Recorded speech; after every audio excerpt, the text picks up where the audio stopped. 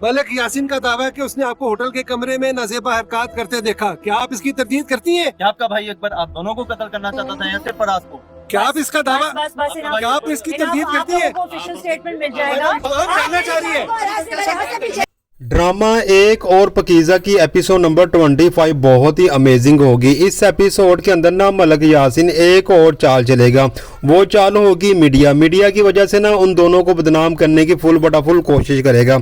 मलिक यासीन एक बयान जारी करेगा कि मैंने पकीज़ा और फराज की वीडियो इसलिए बनाई क्योंकि ये हॉस्टल के अंदर ना नजेबा हरकत कर रहे थे। अब यही सवाल ना मीडिया वाले फराज और पकीज़ा से पूछते हैं, लेकिन फराज और पकीज़ा चुप हो जाते हैं क्योंकि ये सवाल उनके लिए एक नया होता है और एक तरह का शॉकिंग मामला भी होता है, क्योंकि फर्स्ट टाइम उन्होंने मीडिया का सामना करना होता है और ये एक ऐसा मामला होता है ना, इसके मुतालिक वो कन्फ्यूज होकर बैठ जाते कि अब हम यहाँ पे हाँ करें या ना करें, क्योंकि वो हर किसी को अपनी स्टोरी नहीं सुना सकते। जो अदालत में बात करनी थी वो अदालत की अलहदा होगी, लेकिन मीडिया के अंदर आकर इस तरह की शॉकिंग न्यूज़ देना ये उनके लिए बहुत मुश्किल होगा।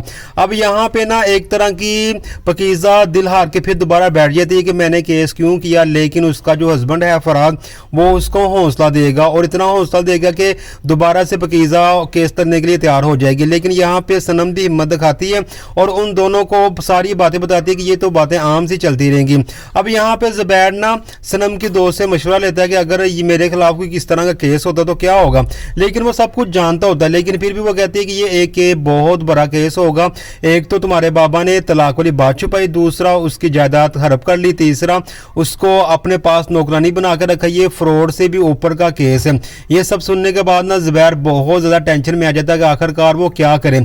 अगर वो नूर परी ज़ुबैर के ऊपर केस करती है और केस के बाद ना मीडिया में बात चलती है तो ज़ुबैर की जितनी भी रेपुटेशन बनी हुई है ना वो सारी की सारी खराब होने के चक्करों में हो जाएगी, इसलिए ज़ुबैर टेंशन में आता है। लेकिन यहाँ पे ना पकीज़ा और फराज तो इस एपिसोड में परेशान ही रहेगी, इनकी दुख भरी बातें जारी रहेंगी।